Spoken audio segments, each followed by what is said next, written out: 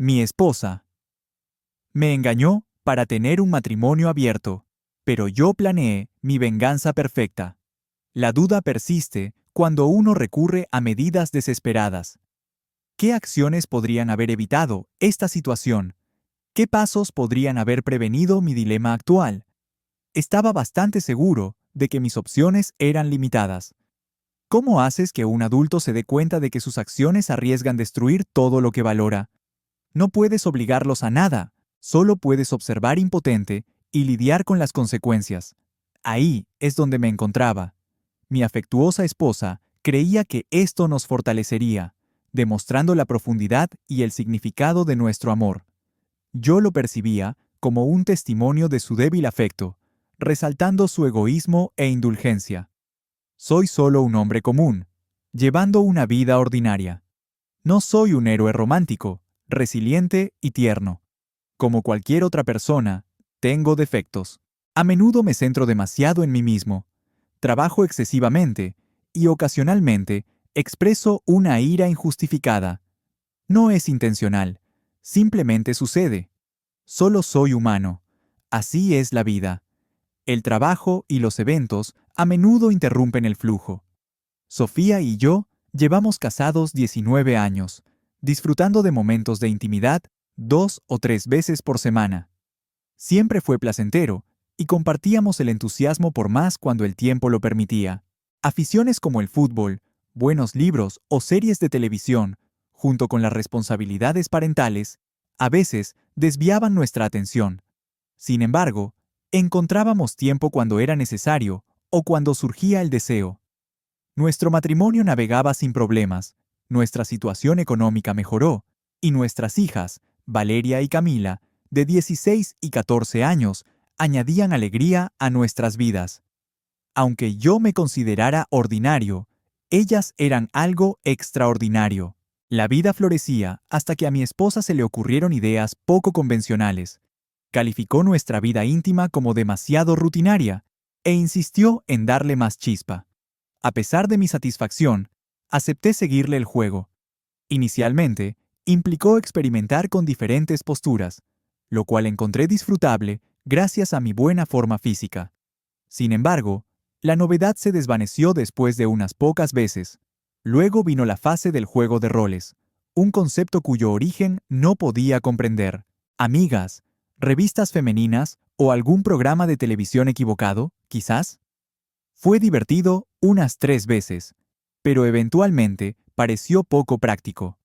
Concentrarse en una mujer ardiente mientras intentaba mantener un personaje tipo Leonardo DiCaprio o recordar que ella era Scarlett Johansson se volvió desafiante. Me negué a continuar y, de repente, expresó su disgusto. Me preguntó cuándo había sido la última vez que había tenido una cita. Respondí que justo el viernes pasado la llevé a ese lugar italiano que quería probar. Fuimos al cine, y su mamá cuidó a las niñas durante la noche. Ella me recordó, aclarando que no se refería a una cita conmigo.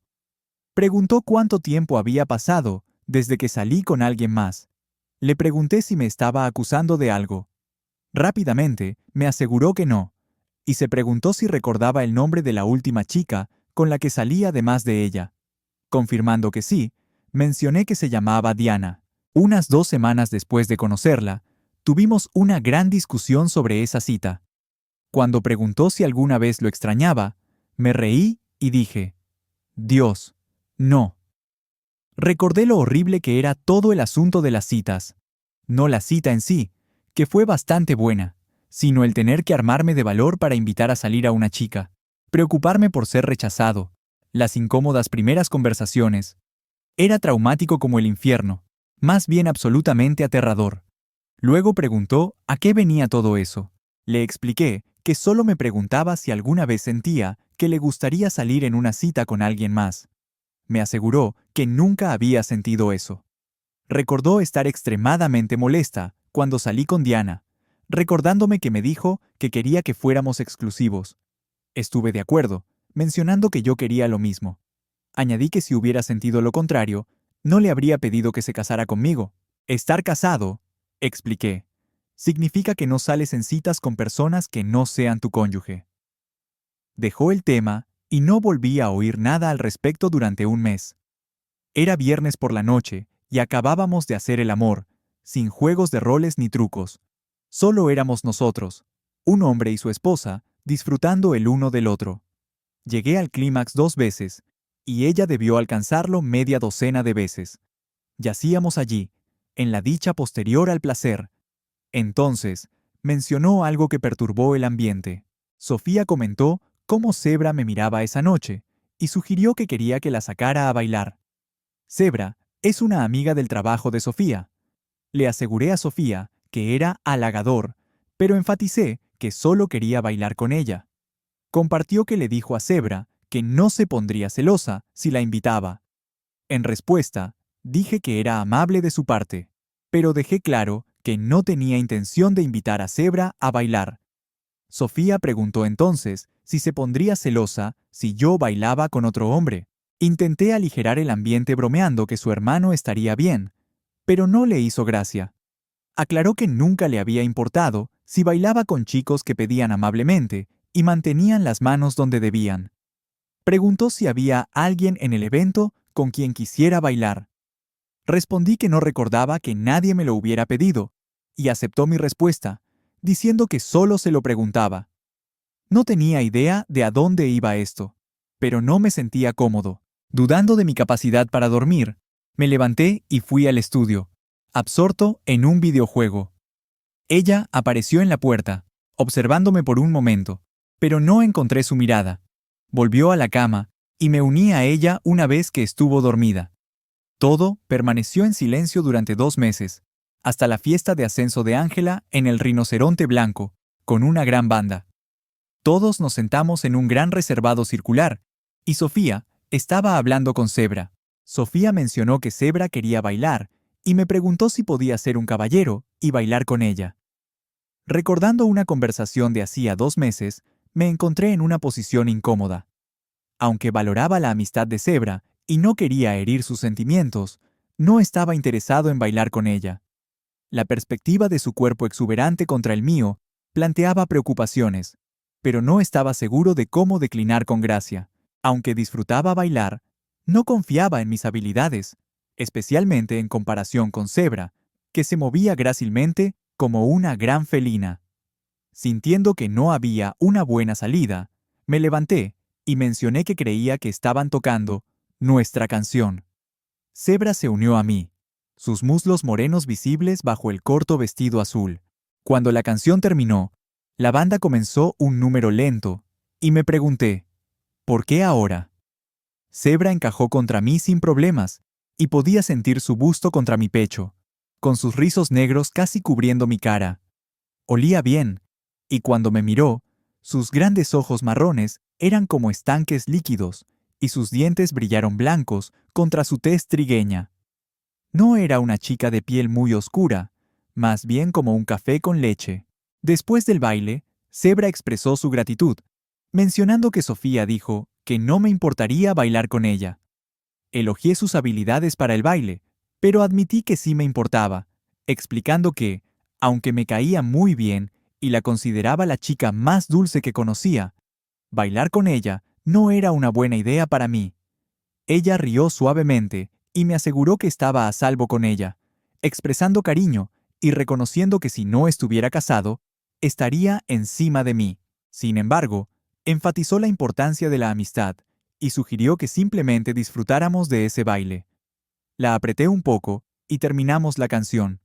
Cuando volvimos al reservado, Sofía no estaba allí. Miré alrededor y divisé su vestido blanco y negro. Estaba en la pista con un tipo joven, rubio, riéndose en su cara, y las manos de él estaban más abajo de lo debido. Notó que la buscaba, sonrió y me saludó con la mano. Estaba furioso. Muy furioso, de hecho. Me había preparado el terreno con Zebra para poder bailar ella con ese idiota. Tiré un par de billetes de 500 pesos sobre la mesa y comencé a caminar hacia la salida. Zebra me observó hasta la mitad del camino hacia la puerta. Luego vino corriendo detrás de mí. Me detuve, y ella, un poco sin aliento, preguntó a dónde iba. Le informé que nos estaban utilizando. Sofía había estado hablando de salir con otras personas y preguntándome si alguna vez pensaba en ello. Esto era una prueba, y me había tendido una trampa al hacerme bailar con ella, dándole una excusa para bailar con Romeo adentro. Preguntó qué estaba haciendo, y si simplemente iba a dejar a Sofía allí. Afirmé que tenía la intención de dejarla. Me agarró del brazo, sintiéndose fatal, y se disculpó. Le aseguré, diciendo que no me gustaba que jugaran conmigo más que a ella. Me pidió que la llevara a mi casa para poder recoger su coche. Cuando estábamos casi en casa, mi teléfono vibró, pero lo ignoré. Zebra me miró cuando sonó su teléfono y contestó. Le dijo a Sofía que estaban casi en mi casa y explicó que no fue idea suya, que había venido con nosotros y no iba a quedarse tirada. Zebra advirtió a Sofía que no la pusiera en esa posición y terminó la llamada. Luego me informó que Sofía quería que volviera a buscarla. Expresé mi deseo de tener una esposa que no jugara a juegos estúpidos. Suspirando y preguntándome de dónde había salido todo esto, Zebra explicó que era Marcia, del trabajo, quien había estado hablando de tener un matrimonio abierto, afirmando que mejoraba su vida íntima. Ella y su esposo Hernán apenas hablaban y pasaban el tiempo tratando de involucrar a sus amigos. Sofía se lo había creído, y Zebra creía que estaba tratando de tendernos una trampa. Me sorprendió cuando Zebra mencionó que Sofía sabía que ella me amaba y siempre se había sentido atraída por mí. Casi me atraganto y me disculpé por la situación incómoda. Zebra expresó que me encontraba guapísimo, pero enfatizó ser un tipo de una sola mujer, no bueno para compartir juguetes. Me tranquilizó, preguntando por qué debería disculparse si no tuvo nada que ver con las acciones de Sofía. Tuve la oportunidad de bailar con el hombre de mis sueños y no me arrepiento de nada. Le aseguré que le haría saber lo que sucediera, y se fue en su coche. Al entrar en la casa, pensé por un momento. Luego recogí mis pertenencias del baño principal y las trasladé al del cuarto de invitados. También recuperé mis cosas del trabajo y las coloqué allí, cerrando la puerta con llave. Me fui a dormir, posiblemente ayudado por las copas que había tomado. Me despertó parcialmente el portazo de abajo y los pasos resonando en el pasillo. El pomo de la puerta del dormitorio giró unas cuantas veces, seguido de un golpecito en la puerta. Oí el susurro teatral de Sofía, cuidadosa de no molestar a las niñas que dormían cerca, preguntando qué estaba pasando. Los golpecitos y susurros persistieron durante unos 10 minutos antes de que sus pasos se retiraran a nuestro dormitorio, o lo que solía ser nuestro. Extrañamente, descubrí que no me gustaba la cama del cuarto de invitados. En un intento de escabullirme antes de que despertara, quizás un plan cobarde, fallé. Bajó las escaleras mientras yo guardaba archivos en mi maletín. Tartamudeó, claramente enojada, cuestionando qué me pasaba. Repliqué sugiriendo que tal vez debería preguntárselo a sí misma. Su voz se elevó mientras preguntaba qué se suponía que significaba eso. Recogí mi maletín, afirmando que todo lo que hacía era en reacción a lo que ella hizo. Expresé no querer mirarla en ese momento, enfatizando lo cerca que estaba de hacerme enojar permanentemente. Le indiqué que se recompusiera, se asegurara de tener todos sus puntos claros y estuviera lista para hablar de ello cuando llegara a casa. Mencioné que recogería a las niñas y las llevaría a casa de mamá para resolver el asunto. Su rostro palideció y afirmó no tener idea de qué estaba hablando, sugiriendo la posibilidad de tener algo planeado para la noche.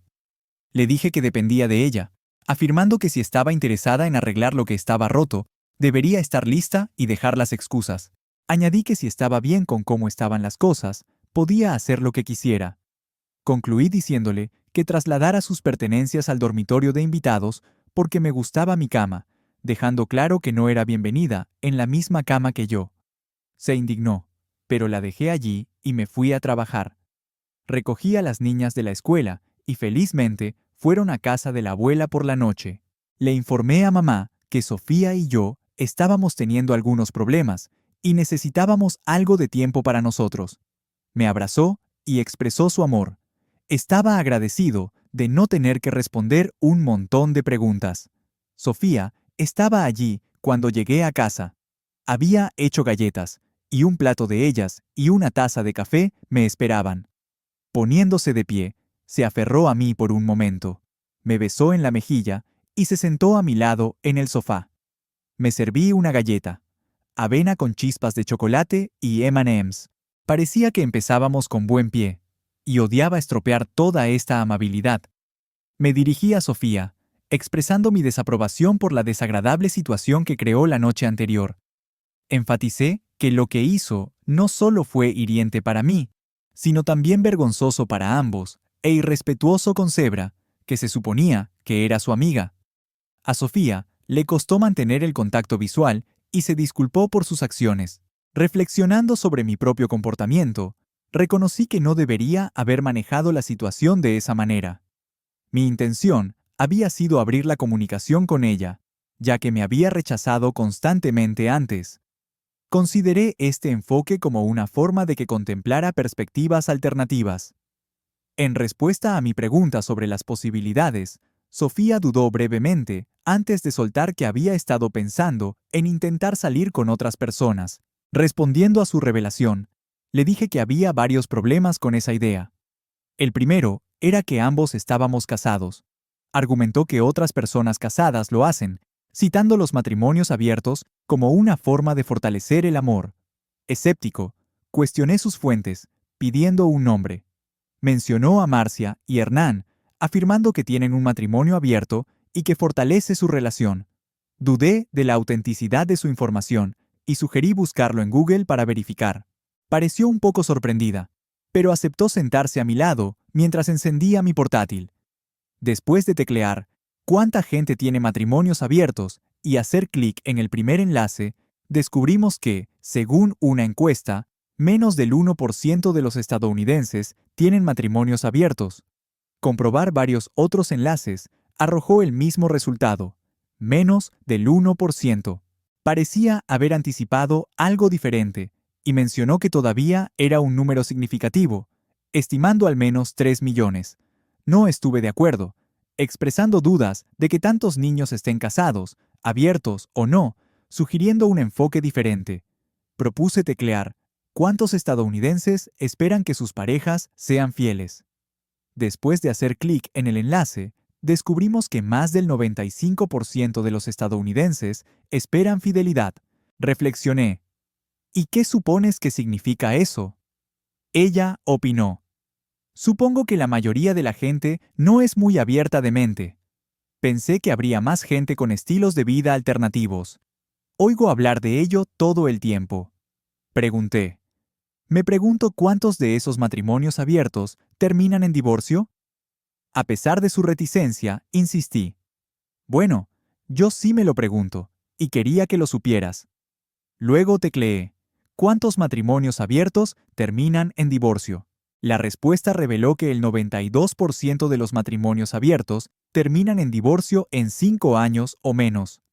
Analicé las estadísticas, diciendo, vale, veamos.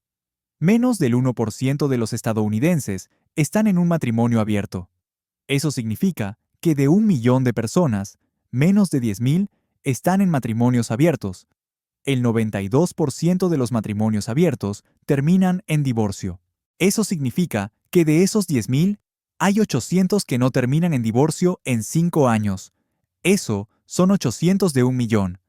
Le pedí a Sofía que hiciera los cálculos y considerara las probabilidades de éxito de un matrimonio abierto, especialmente cuando el 92% del 1% fracasan. Admitió que las posibilidades no eran muy buenas.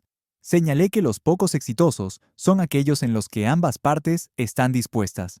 La dirigí a la pantalla, enfatizando que el 100% de los matrimonios donde una parte es coaccionada fracasan.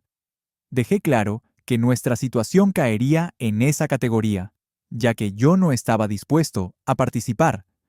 Expliqué cómo mis sentimientos de resentimiento, competitividad, celos, inseguridad, traición y falta de seguridad nos afectarían si permitiera esto.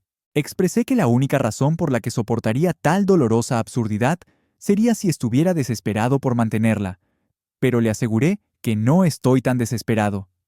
Mencioné que otras mujeres se sienten atraídas por mí, citando un encuentro de la noche anterior.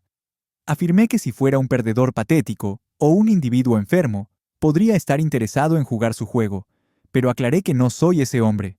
Dejé claro que preferiría que me disparara en la cabeza a que me rompiera el corazón. Sofía respondió débilmente que no creía que todo en Internet pudiera creerse. Reconocí su punto, afirmando que una buena parte probablemente era desinformación, especialmente la parte sobre muchas personas teniendo matrimonios abiertos, lo cual sugerí que no debería creer. Cuestioné su confianza en Marcia, preguntándole si creía todo lo que Marcia le decía, y señalando el historial de múltiples divorcios de Marcia. Cuando Sofía no sabía sobre el marido de Marcia, presioné más, enterándome de que Marcia se había divorciado 4 veces. Incrédulo, remarqué que Sofía estaba tomando consejos matrimoniales de una perdedora 4 veces, a lo que ella protestó, explicando que Marcia y Hernán tenían un matrimonio fuerte. Expresando mi disgusto con la situación, le pregunté a Sofía sobre la fuente de toda esta información. Zebra reveló que Marcia hablaba de ello todo el tiempo, y también descubrí que Marcia y Hernán apenas se hablaban, pasando su tiempo tratando de involucrarse en actividades íntimas con sus amigos. Expresando mi frustración, cuestioné a Sofía sobre sus acciones, preguntándole cómo pensaba que terminaría esta situación. Cuando sugirió que nuestra vida íntima había sido monótona últimamente, no estuve de acuerdo, afirmando que yo había estado perfectamente feliz. Además, señalé que su deseo de jugar juegos había hecho la situación extraña, refiriéndome a la última vez y cómo había alcanzado el clímax media docena de veces. Pregunté si esas eran ideas de Marcia, y su expresión lo confirmó.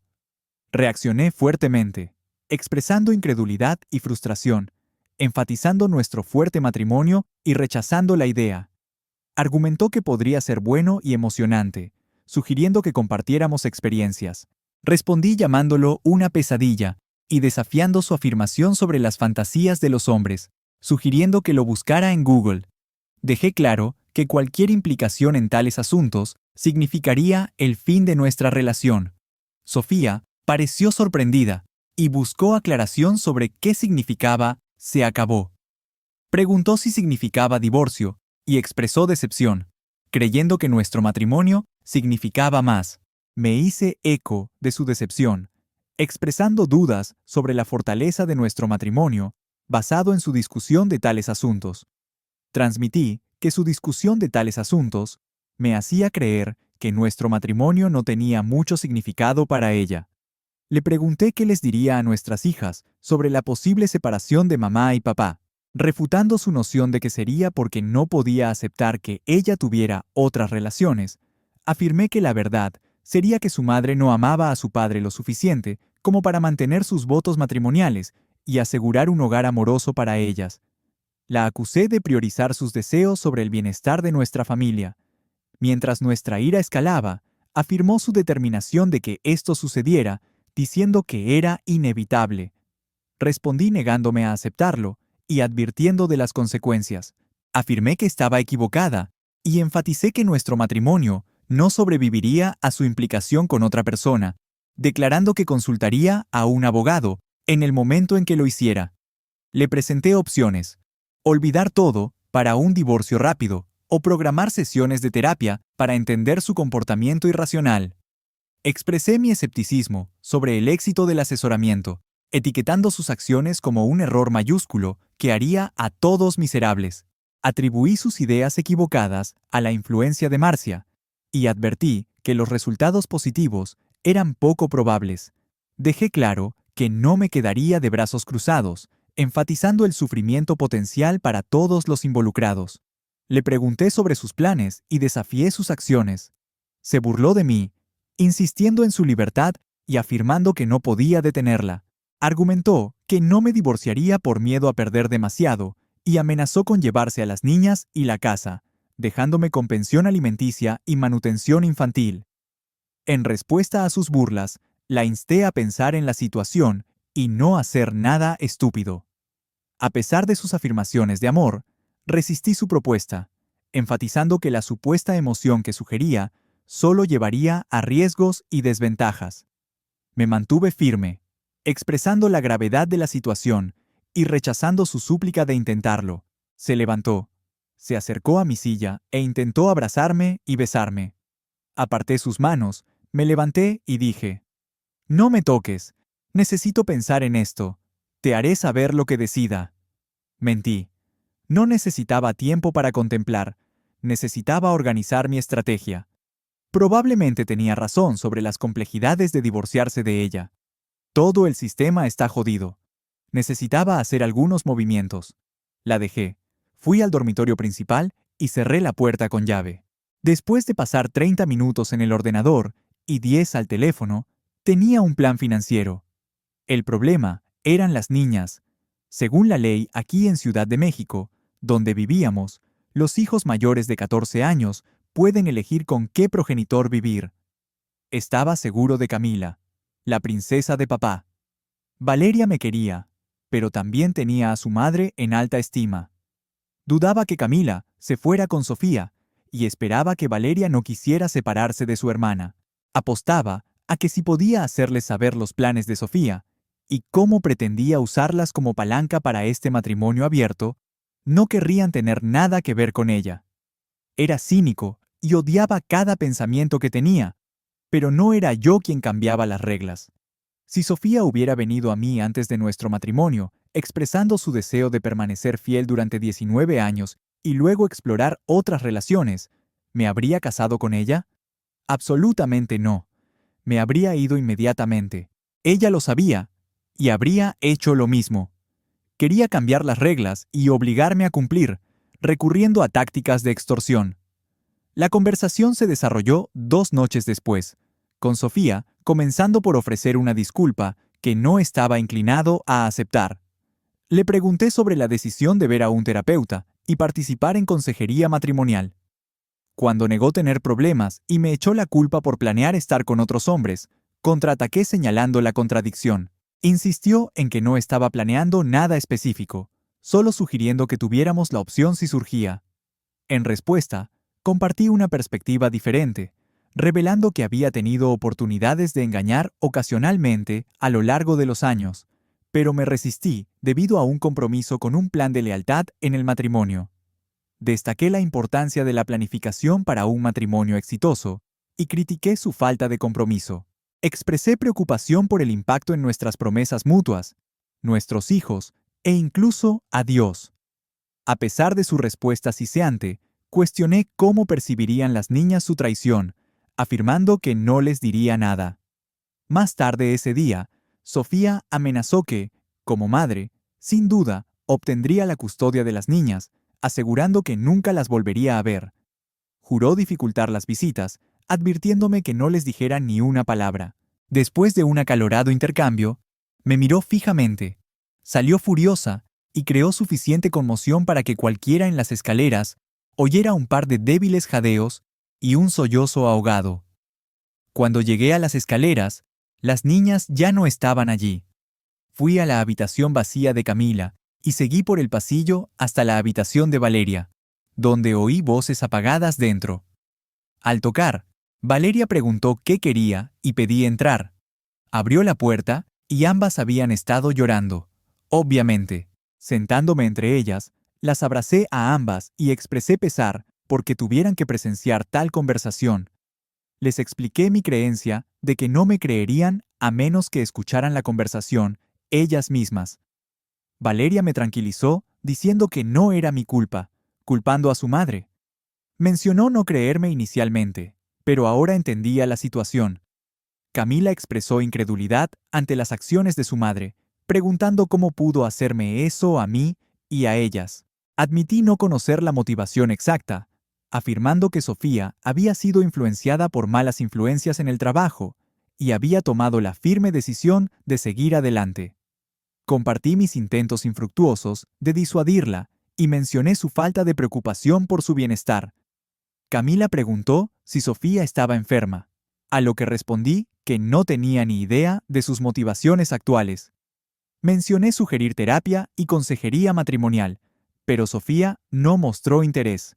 Camila preguntó qué debían hacer, y les aconsejé no hacer nada por el momento. Expliqué mi plan de esperar hasta que Sofía creyera que me había rendido, anticipando que saldría en una cita.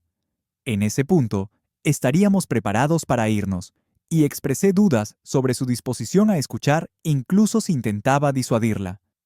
Les pregunté a ambas si estaban de acuerdo con mi decisión o si querían quedarse con su madre.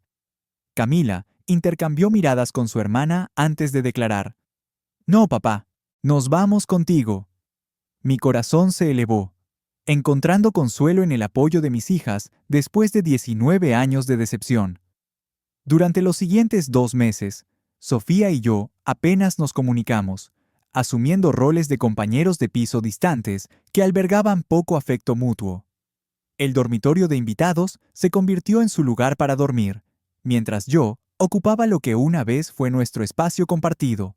A pesar de mis esfuerzos por entablar conversación con ella y disuadirla de su camino elegido, nuestras interacciones fueron tensas. Una tarde, mientras trabajábamos juntos en el jardín, abordé el tema. Cuestioné el éxito de su plan, preguntando si nuestro matrimonio realmente se estaba fortaleciendo, dónde estaba el apasionado hacer el amor que había imaginado, y si la situación era tan emocionante y satisfactoria como había anticipado. Me miró, y por primera vez, noté un atisbo de duda en sus ojos, rápidamente reemplazado por ira. Respondió bruscamente, afirmando que la situación era resultado de mi comportamiento. Expresé mi desaprobación de que mi esposa planeara involucrarse con otros, enfatizando que no era un escenario que yo acogiera. En respuesta, insistió en que yo era el culpable. Durante nuestro acalorado intercambio, prácticamente gritó que necesitaba considerar los aspectos positivos de la situación. Según ella, todo podría ser perfecto si dejaba ir mi orgullo terco. Cuestioné la idea de perfección y para quién sería ideal. Desde mi perspectiva, la situación actual distaba mucho de ser perfecta, y ciertamente no era favorable para mí.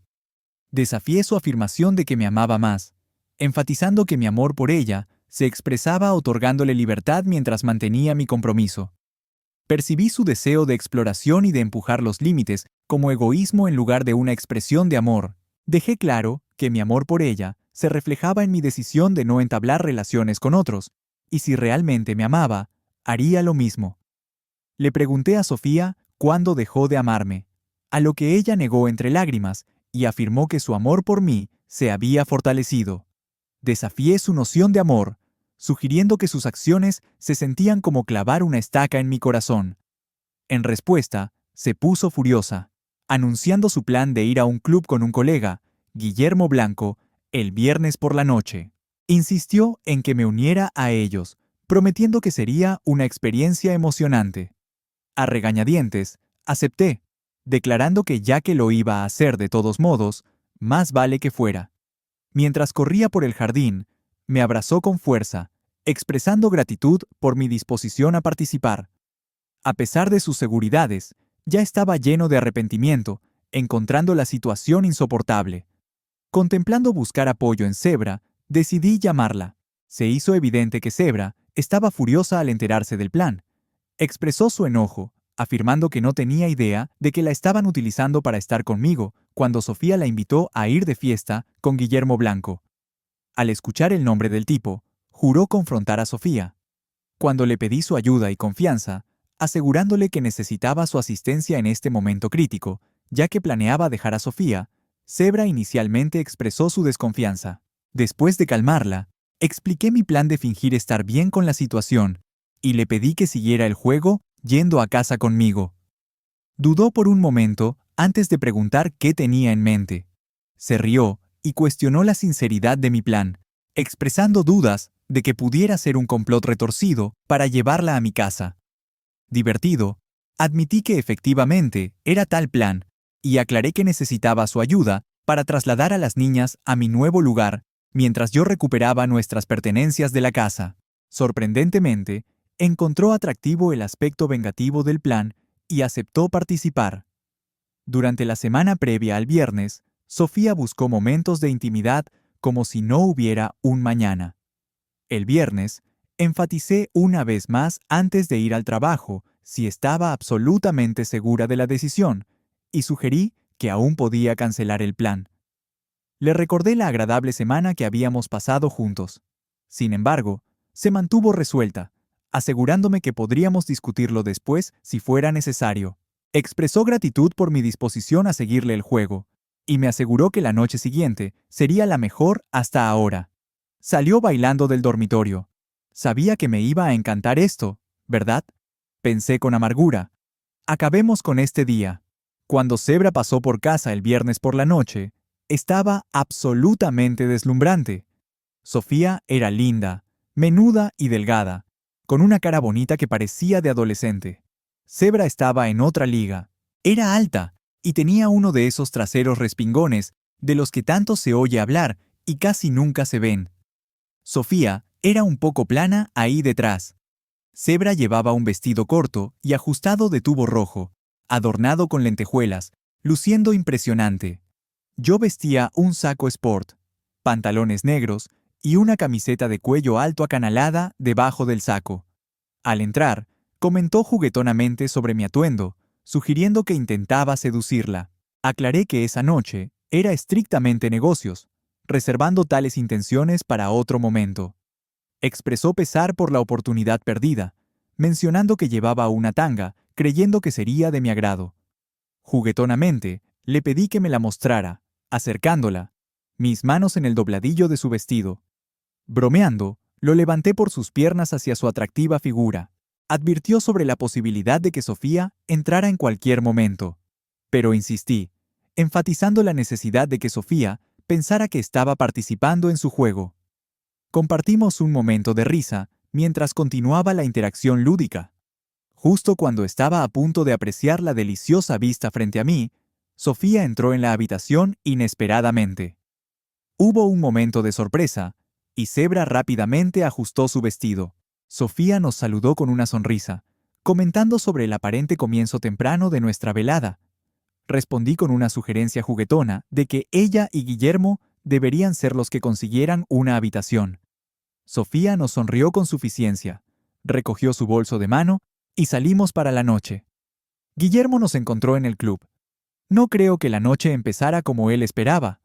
Le estreché la mano y simplemente se la trituré. Llevo años haciendo levantamiento de potencia, y una cosa que haces si levantas 5 reas es que te da un agarre bastante fuerte. Pude ver cómo empezaba a flaquearle las rodillas y lo solté. Se notaba que quería gemir y cuidar su mano, pero su imagen de macho no se lo permitía. Era uno de esos chicos guapos.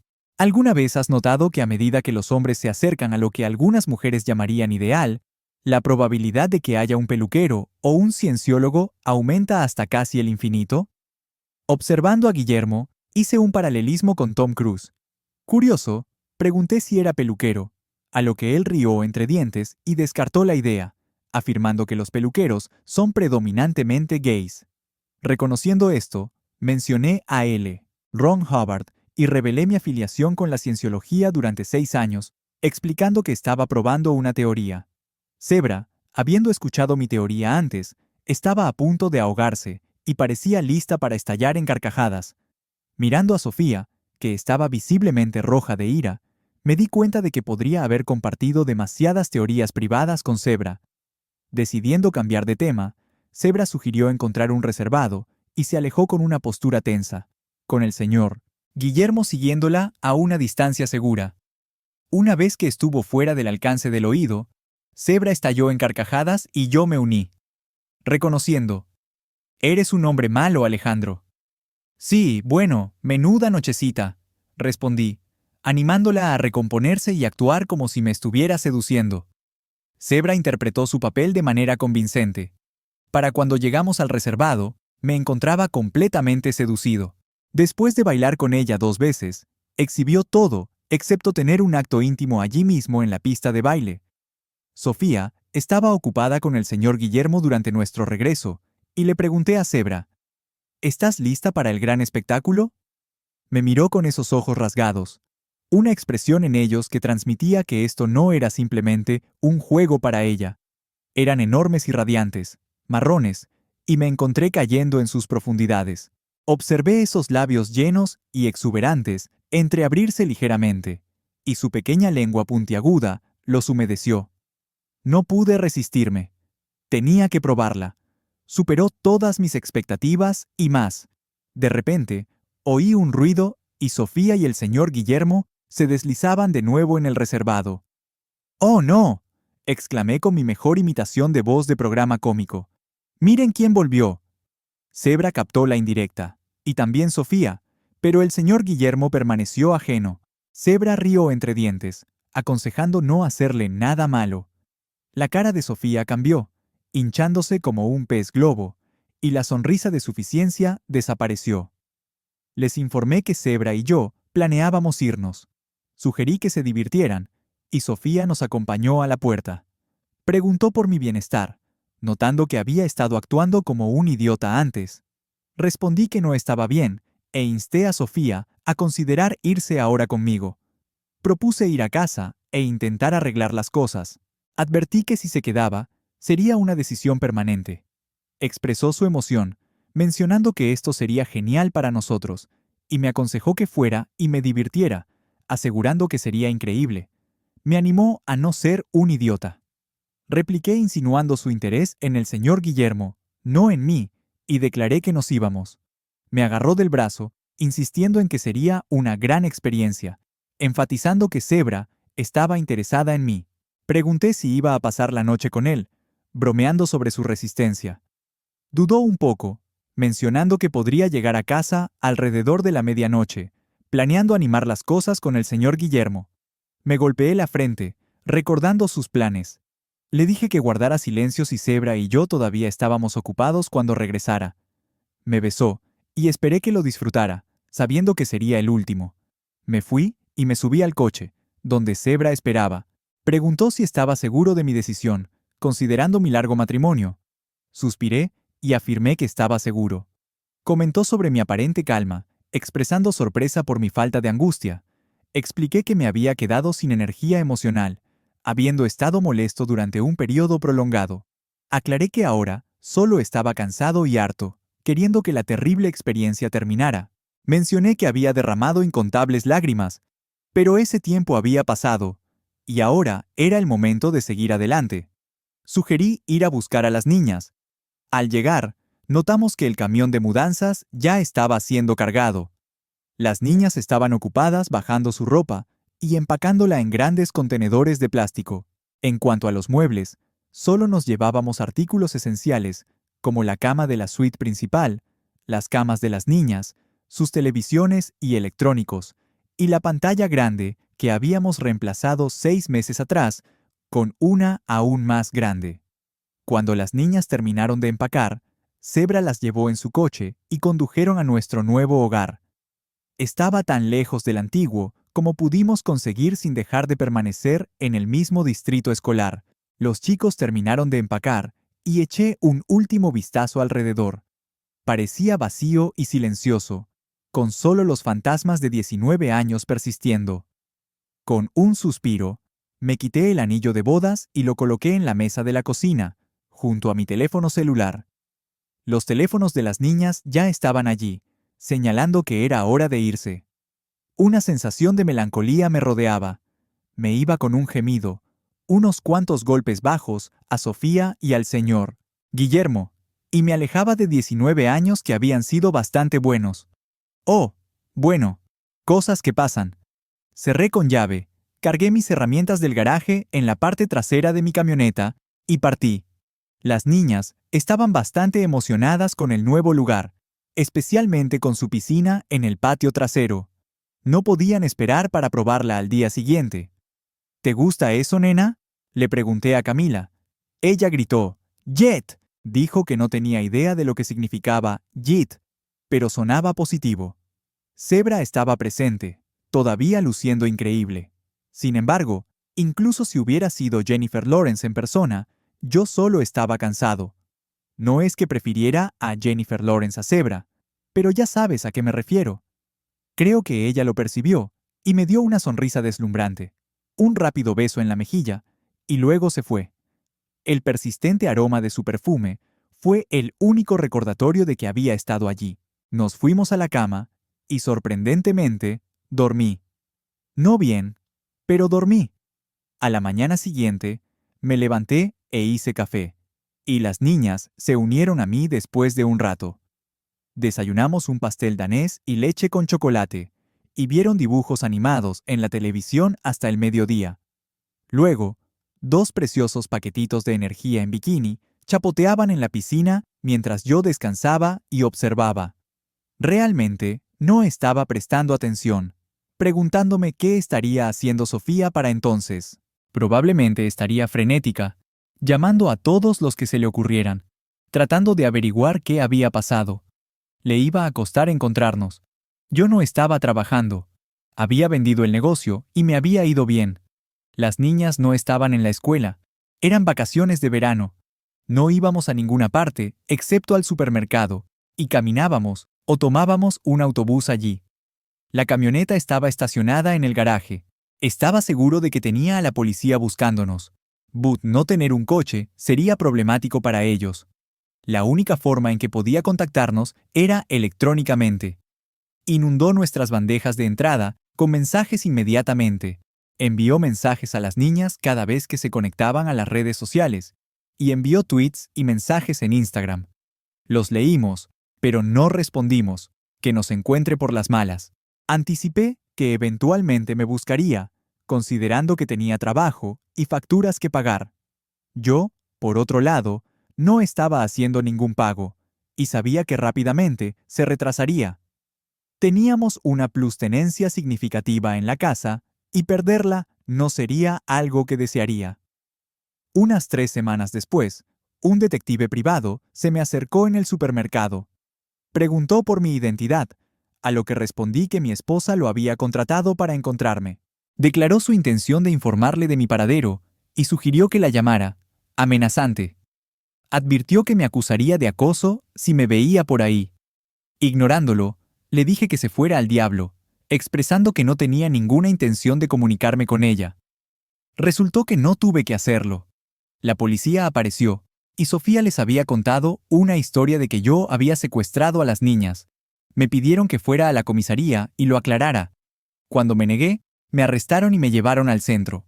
Las niñas fueron en otro coche, y al llegar a la comisaría, Sofía estaba allí. Intentó abrazar a las niñas, pero lo rechazaron. La apartaron, y una mujer vino a buscarlas, junto con Sofía. Entraron en una habitación, y yo en otra. Los policías comenzaron a interrogarme agresivamente. Proporcioné mi identificación, señalando que ya tenían mi licencia de conducir. Las únicas palabras que pronuncié fueron una declaración de mi intención de guardar silencio y mi solicitud de hablar con un abogado. Esta declaración los silenció, y oí a uno de ellos mencionar que estaba lauyereando. Me entregaron un teléfono y llamé a Juan Trujillo, que llegó en 45 minutos, como habíamos planeado. Tardó aproximadamente 3 horas en resolverlo todo. Durante el proceso, las niñas afirmaron que estaban conmigo voluntariamente y negaron cualquier secuestro. Se negaron a hablar con su madre. Juan tomó el control a partir de ahí, señalando la ausencia de una orden judicial sobre la custodia. Enfatizó que, según la ley de Ciudad de México, ambos padres se consideraban candidatos iguales para la custodia, y destacó que los hijos mayores de 14 años podían elegir al progenitor con el que querían vivir. En última instancia, no tuvieron más remedio que dejarnos ir. Zebra salió con nosotros, y Sofía nos siguió, suplicando a las niñas que hablaran con ella. Se subieron al coche de Zebra y se fueron, dejándonos solos en el aparcamiento. Sofía estaba llorando a mares, pareciendo un desastre. Giró esos ojos afligidos hacia mí y se arrodilló.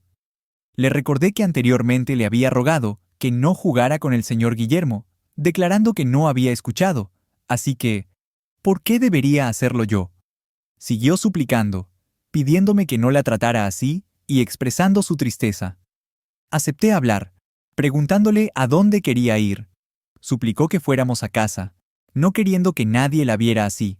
Sugerí ir a mi casa, ya que no tenía ningún interés en ir a la suya y no sabía con quién se había involucrado allí. Dio un pequeño gemido de consternación, pero asintió, aceptando ir a mi casa. Dijo: «Está bien, Alejandro, lo que quieras, pero es tu casa también». No discutí con ella. Sugirió que fuera con ella en coche, pero lo rechacé, optando por llamar a un taxi. Me siguió a casa, sabiendo que las niñas estaban con cebra y pasarían la noche. Le di la bienvenida a Sofía y le preparé una taza de café. Nos sentamos en la barra y un silencio incómodo persistió. El silencio no había sido incómodo entre nosotros desde nuestra tercera cita, pero ahora sí lo era.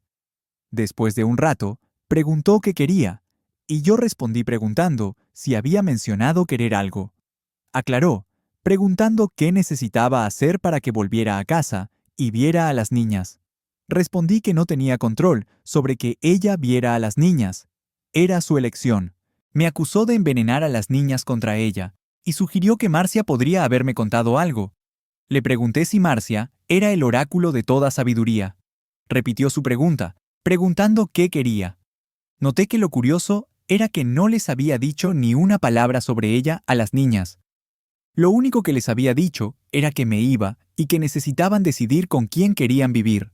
Cuando insistió, preguntando quién se lo había contado, revelé que fue ella quien se lo contó, recordándole la noche en el salón cuando me amenazó y señalé que las niñas estaban sentadas en las escaleras escuchando cada palabra que decía. Su rostro palideció y comenzó a sollozar. Incapaz de continuar, le transmití que las niñas creían que ella había envenenado su percepción, y añadí que yo también compartía esa creencia. Su súplica fue patética, reminiscente de la mía. Respondí con frialdad, expresando indiferencia hacia la situación con las niñas, afirmando que ella lo había estropeado y necesitaba arreglarlo. Cuando preguntó qué se podía hacer conmigo, le sugerí que solicitara el divorcio. Insistió en que no quería el divorcio, solo quería que volviera a casa. Afirmé que me consideraba ya en casa, aclarando que no vivía con ella. Se disculpó, admitiendo que fue un error obligarme a esta situación y expresando arrepentimiento. Suplicó el perdón, proponiendo ir a un consejero matrimonial o a un terapeuta. En respuesta, expliqué que el problema no era que no lo quisiera, sino que ella sí lo quería. Exigí que solicitara el divorcio y le advertí que si no lo hacía en unos meses, yo tomaría la iniciativa. Dejé claro que no quería saber nada de ella, considerando nuestra relación irreparable.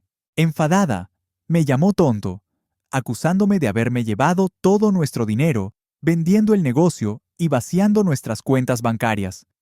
Defendí mis acciones, afirmando que había vendido el negocio con una pérdida significativa y que solo había tomado el dinero que había ganado. Enfatice que no me quedaba ni un centavo de eso. Todo eso era, de hecho, cierto. Había guardado el dinero de forma segura, en una cuenta offshore, dándome cuenta de que era crucial hacerlo antes de que comenzaran los trámites del divorcio. Los registros indicaban que vendí el negocio a una empresa danesa por una cantidad inferior a la que debía en impuestos. Había pagado intencionadamente de más al SAT, con los fondos sobrantes destinados a compensar futuros pasivos fiscales. Nuestras cuentas de corretaje permanecieron intactas, aunque reconocí que tendría que renunciar a la mitad de ellas para asegurar el futuro financiero de las niñas. Había iniciado un fideicomiso para ellas, asegurando que estarían económicamente cómodas durante los próximos 3 meses. Como parte de mi estrategia, había estado frecuentando varias tiendas de abarrotes, Walmarts y tiendas de conveniencia de la ciudad, usando mi tarjeta de débito. Hice un punto de solicitar dinero en efectivo cada vez que la máquina me lo pedía. Había obtenido efectivo de entre 1,000 y 2,000 pesos de numerosas tiendas de la ciudad, con 3 personas involucradas en cada transacción. Esta estrategia tenía el potencial de acumular una cantidad significativa rápidamente. Las transacciones eran legítimas y tenía una pila sustancial de efectivo almacenada en un viejo arcón en un almacén, listo para ser usado una vez que la costa estuviera despejada. Dirigiéndome a Sofía, le informé que podía tener la casa. La plusvalía acumulada era suficiente para que la vendiera, se librara de la hipoteca y se administrara durante un tiempo. Sugerí que, después de vender la casa, podría considerar mudarse con el señor Guillermo, preguntando en voz alta sobre la reacción de su esposa ante esa perspectiva. Sofía jadeó, alegando ignorancia de su estado civil. Le señalé que su deseo de un matrimonio abierto indicaba una falta de preocupación por su estado civil y le aconsejé que siguiera adelante, instándola a solicitar el divorcio. Poniéndome de pie y dirigiéndome hacia la puerta, me siguió Sofía, que estaba visiblemente molesta, retorciéndose las manos y llorando. Se detuvo en la puerta, me miró y me pidió que les dijera a las niñas que las amaba y que les pidiera disculpas. Acepté transmitir el mensaje y afirmé que no me rendiría. Aclaré que no estaba solicitando el divorcio porque no quería uno, expresando mi deseo de que volviera a casa. Comentó mi aparente falta de apertura de miras y expresó su pesar por no haber anticipado que la situación terminara de esta manera. Siguió profesándome su amor y declaró su intención de seguir intentándolo. Estaba demasiado cansado para discutir con ella. La acompañé hasta la puerta. Me tomé un minuto para recomponerme y llamé a Zebra. Ella trajo a las niñas a casa, pero no entró. Camila y Valeria estaban muy molestas y aún más enfadadas con su madre que antes, si eso era posible. Sabía que no serían en absoluto receptivas al mensaje de Sofía que tenía para ellas, así que decidí guardármelo por un tiempo. 2 días después, Sofía apareció sobre las 4:30 con la cena. Había preparado pollo tetrazzini, judías verdes cortadas a la francesa y una gran cesta de pan de ajo. Valeria abrió la puerta. Sofía intentó abrazarla y recibió un brazo rígido a cambio.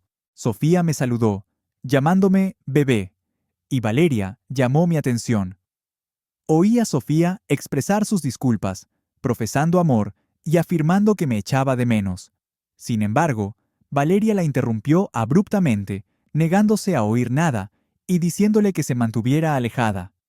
Sofía estaba visiblemente conmocionada, y cuando casi se derrumbó, rescaté la cesta de comida que llevaba, llevándola al sofá. Se sentó y enterró la cara en las manos, sollozando por cuánto la odiaban. Reconocí que lo que le hizo a las niñas fue hiriente, y expresé mis dudas de que volvieran a confiar en ella. A pesar de simpatizar con su dolor, enfaticé que reconstruir cualquier relación con las niñas sería su responsabilidad, no la suya ni la mía. Mencionó hacer la cena y me miró suplicante. A pesar de reconocer que se lo había buscado, decidí ayudar. Ofrecí hablar con las niñas mientras ella buscaba los platos en la cocina. Arriba, las niñas estaban furiosas, expresando incredulidad por la aparición de Sofía y pensando que alimentarlas lo arreglaría todo. Camila expresó su enojo, afirmando que Sofía había destruido a su familia. Empaticé con Camila, explicando que Sofía había lanzado la granada de mano y ahora tenía que lidiar con las consecuencias. A pesar de la percepción equivocada de Sofía de que yo era el problema, les aseguré a las niñas que mi amor por ellas seguía siendo el mismo. Les di la opción de quedarse conmigo o con su madre, enfatizando que mi amor por ellas nunca vacilaría. Valeria expresó su fuerte aversión a comer con su madre, afirmando que preferiría colgarse. Las niñas afirmaron su decisión de quedarse conmigo y compartimos un abrazo. Propuse la idea de bajar a cenar con su madre e intentar ser civilizados. Valeria preguntó si quería que lo hicieran, y expresé mi deseo de que lo hicieran, evitando comentarios mezquinos. Aceptaron ser civiles, pero tenían la intención de transmitir sus sentimientos. La cena resultó ser extremadamente incómoda. Sofía intentó entablar conversación con las niñas, pero respondieron con respuestas cortantes. Después de la comida, limpiamos, empaquetamos los platos de Sofía y se preparó para irse. Cuando Sofía le pidió a Camila un abrazo, Camila se negó, afirmando que Sofía ya no era su madre. Ambas niñas se fueron a sus habitaciones sin decir una palabra más. Sofía estaba visiblemente angustiada, y le tomó unos 30 minutos recomponerse lo suficiente para irse. A pesar de sentir pena por ella, no asumí ninguna responsabilidad por la situación. Sentí satisfacción por el giro de los acontecimientos, disfrutando cada minuto. Siguió viniendo unas veces por semana, y las niñas siguieron destrozando sus esperanzas. No solicitó el divorcio y siguió intentando convencerme de que volviera a vivir con ella. Después de 6 meses, presenté la demanda. Cuando el divorcio fue definitivo, creo que Sofía finalmente se dio cuenta de que habíamos terminado. El tribunal le otorgó derechos de visita Y de alguna manera, cada vez que quería visitar, había algo que impedía la visita. Ciertamente esperaba que encontrara a alguien que se adaptara a su vida abierta. Yo, desde luego, lo había hecho. Todavía estoy soltero. Mi vida dedicada solo a mis hijas.